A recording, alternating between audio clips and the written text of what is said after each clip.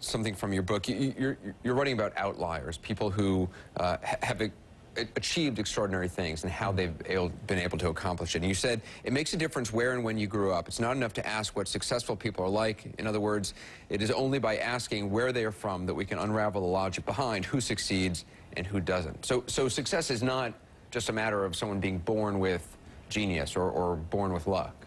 Yeah, I want to get away from that idea. And I want to kind of, I very consciously set out to write about all the people around successes and not the successful person themselves so much. Because nobody accomplishes success by themselves. Yeah, which is, in itself a kind of cliche. It takes a village, that kind of idea. But I don't think we take it all that seriously. We kind of acknowledge the fact that, yeah, they must have had help all along the way. Yeah, they must have had a supportive family. But they don't actually sit down. What I want to do is sit down and sort of try and enumerate what are those specific factors that go into extraordinary achievement. Because it does sort of cut against the American ideal of the self-made man, a self-made woman. My favorite moment in the book is a quote from Jeb Bush, the brother of a president, the son of a president, the grandson of a U.S. senator, who calls himself, when he's running for governor of California, a self-made man. We are now throwing that phrase around without any kind of justification.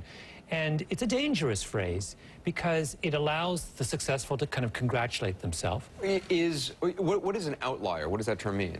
It's a term that scientists use to describe phenomena that lie outside of everyday experience. Had it been 100 degrees today in New York City, we would have called that today an outlier, right? It's not normal.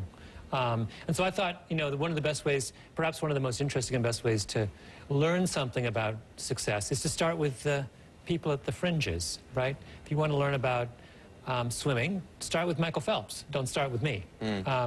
And that was the kind of principle behind the book. So is Barack Obama an outlier? Yeah, I think he's an extraordinary outlier. He is the kind of, he's a pioneer in so many respects. And he has, what I think is interesting about his story is how complex it is, how complex his family background is. And, I spent a lot of time in the book talking about the effect of cultural legacies. Talk about a cultural legacy. That man has got there's a million things going on back there. I'd love to kind of sit down with him. And you talk about the 10,000-hour rule, that it's not just a matter of, well, this person's a genius, this person has amazing ability. It is actual practice and hard work.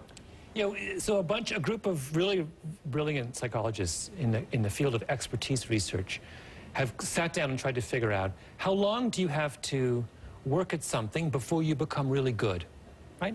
And the answer seems to be, it's an extraordinarily consistent answer in an incredible number of fields, and that is you need to have practiced, to have apprenticed for 10,000 hours before you get good.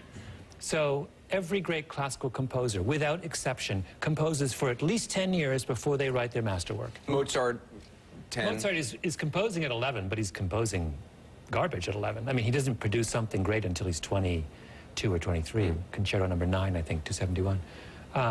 If I asked you, how long did it take you when you were doing this job before you felt comfortable and good at what you were doing? 10 years at least. 10 years, yeah. Same with me.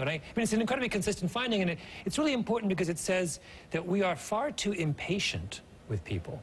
When we assess whether someone has got what it takes to do a certain job, we always want to make that assessment after 6 months or a year, and that's ridiculous, The kinds of jobs we have people do today are sufficiently complex that they require a long time to reach mastery. And what we should be doing is setting up institutions and structures that allow people to spend the time and effort to reach mastery, not judging them prematurely. What is the takeaway? What's the lesson for people who want to be more successful? What is, in some ways, it's good news that they don't have to be geniuses.